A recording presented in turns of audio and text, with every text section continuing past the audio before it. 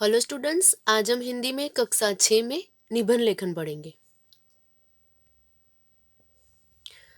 बच्चों, निबंध लेखन आगे आप पढ़ ही चुके होंगे कि निबंध लिखते समय हमें कौन कौन सी बातों का ध्यान रखना चाहिए। तो आज हम उसे वापस से दोबारा रिपीट कर लेते हैं। बच्चों, निबंध वो गद्य रचना होती है जिसमें किसी भी विषय पर विचार प्रकट किए जाते हैं, लेकिन इस बारे में यह ध्यान रखना जरूरी है कि जिस भी विषय पर आप निबंध लिखने जा रहे हैं उस विषय का आपको अच्छा ज्ञान हो। अभिव्यक्त करने का अपना ढंग होता है। यही कारण है कि एक ही विषय पर अलग अलग छात्र अलग अलग तरह का निबंध लिखते हैं। फिर भी कुछ ऐसी बातें हैं जिनका आपको निबंध लिखते समय ध्यान रखना चाहिए। निबंध के विषय में संबंधित विविध पहलुओं की जानकारी एकत्र करनी है। इसके अंतर्गत सूक्तियां, काव्य पंक्तियां आदि भी हो सकती हैं। इस जानकारी को क्रमबद्ध ढंग से बांट लेना, विचारों के अनुरूप सरल मुहावरेदार भाषा का प्रयोग करना चाहिए। विराम चिन्हों, वर्तनी की शुद्धता व शब्द सीमा का भी ध्यान रखना चाहिए। निबंध की समाप्ति का उद्देश्यपूर्ण होनी चाहिए। निबंध की जो समाप्ति हम कर रहे हैं वो उद्देश्यपूर्ण होनी चाहिए। बच्चों, यदि इन कुछ बिंदुओं का ध्यान में रखकर अगर आप निबंध लेखन का अभ्यास करेंगे तो आपके निबंध लेखन में निरंतर सुधार होता जाएगा। तो बच्चों, चलिए आज हम जो निबंध पढ़ते हैं वो है संगति का प्रभाव। बच्चों, ये निबंध आपकी व्याकरण की जो टेक्स्ट बुक है उसके अंदर दिया गया है। संगति का प्रभाव, यहाँ पर संकेत बिंदु दिया है। जैसी संगति बैठिए तेसोई फल दीन, यह मात्र कहावत नहीं अपितु जीवन का सत्य है। जैसी संगति बैठिए तेसोई फल दीन, यहाँ पर हम कौन सा निबंध देख रहे हैं? संगति का प्रभाव। यानी कि ये एक कहावत है, लेकिन यहाँ पर ये कहावत ही नहीं, लेकिन जीवन का क्या है? एक सत्य है। मनुष्य एक सामाजिक प्राणी है। समाज की इकाई होने के कारण मनुष्य एक दूसरे पर निर्भर रहता है। हर व्यक्ति किसी न किसी रूप में दूसरे की सहायता अवश्य करता है। इस तरह जब दो व्यक्ति साथ साथ बैठते हैं और कार्य करते हैं तो उन पर निश्चित रूप से एक दूसरे के व्यक्तित्व का प्रभाव पड़ता है। ऐसे में जिस प्रकार के व्यक्ति के साथ बैठेंगे वैसा ही प्रभाव पड़ेगा। अच्छे तथा सद्गुणों से युक्त व्यक्ति की संगति में मनुष्य का अच्छा और बुरे एवं दुर्गुणों से युक्त व्यक्ति की संगति में मनुष्य बुरा बनता है। यहाँ पर बच्चों ये दिया गया है कि मनुष्य एक सामाजिक प्राणी है और समाज की इकाई होने के कारण मनुष्य क्या करते हैं? एक दूसरे पर निर्भर रहता है। हर व्यक्ति किसी न किसी रूप में दूसरे की सहायता अवश्य करता है। इस तरह जब दो व्यक्ति साथ बैठते हैं और कार्य करते हैं तो उन पर निश्चित रूप से क्या होता है? एक दूसरे के व्यक्तित्व का प्रभाव पड़ता है। ऐसे में जिस प्रकार के व्यक्ति के साथ हम बैठेंगे वैसा ही प्रभाव हम पर पड़ेगा। अच्छे व्यक्ति और सद्गुणों से युक्त व्यक्ति की संगति में मनुष्य अच्छा और बुरे एवं दुर्गुणों से युक्त व्यक्ति की संगति में मनुष्य बुरा बनता है।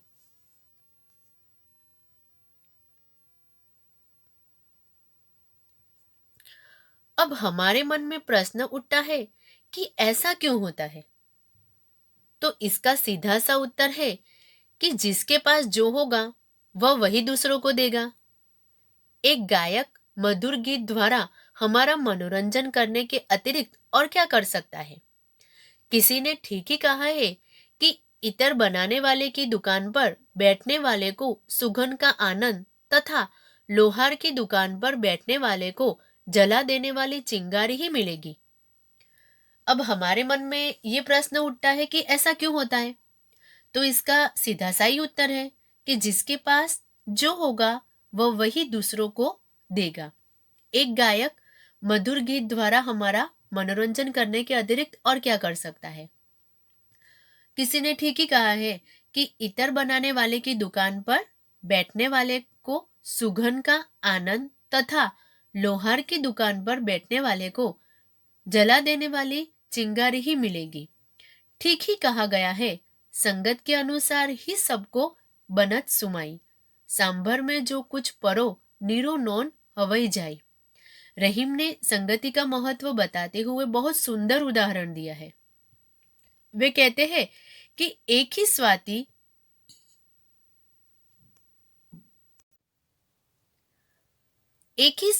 के बूंद एक ही स्वाति की बूंद केले में पड़कर कपूर, सीप में पड़कर मोती तथा सांप के मुंह में पड़कर जहर बन जाती है।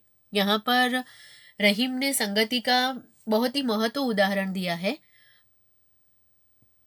वे कहते हैं कि एक ही स्वाति की बूंद में केले में पड़कर कपूर, सीप में पड़कर वो मोती तथा सांप के मुंह में पड़कर जहर बन जाती है।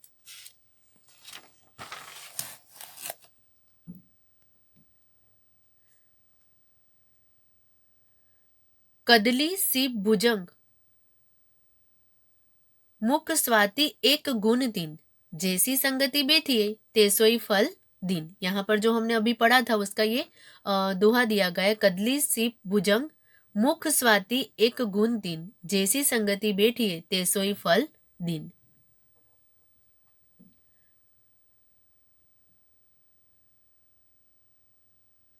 यदि हम ध्यान से देखें तो हमें ज्ञात होगा कि सत्संगति का प्रभाव चाहे पड़े या न पड़े, पर यह सत्य है कि कुसंगति से आदमी अवश्य बिगड़ता है, और यदि कुसंगति का प्रभाव बुरा न भी पड़े तब भी कुसंग में रहने वाले को लोग बुरा अवश्य समझते हैं।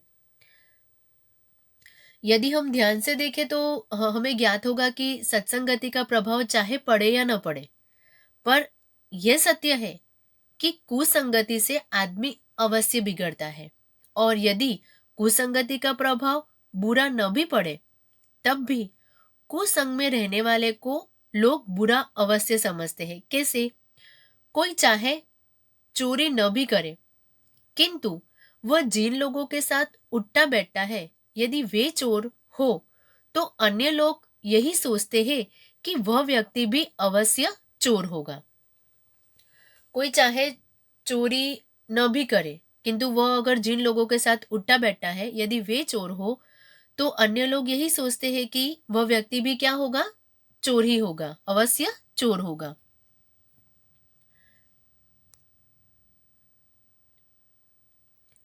इस तरह बुरा व्यक्ति यदि अच्छों की संगति में रहे तो चाहे वह अच्छा न भी हो तो भी लोग यह तो जरूर समझते हैं कि वह सुधरने लगा है। इस तरह बुरा व्यक्ति यदि अच्छों की संगति में रहता है, यानी जो अच्छे लोग हैं उनकी संगति में वो रहता है, तो चाहे वह अच्छा न भी हो तो भी लोग यह तो जरूर समझते हैं कि वह अब क्या करने लगा है? सुधरने लगा है। हम अपने जीवन के लक्ष्यों को सत्संगति में रहकर सरलता से प्राप्त कर सकते हैं। तो बच्चों, ये था हमारा संगति का प्रभाव। मैं उसे दोबारा रिपीट करती हूँ।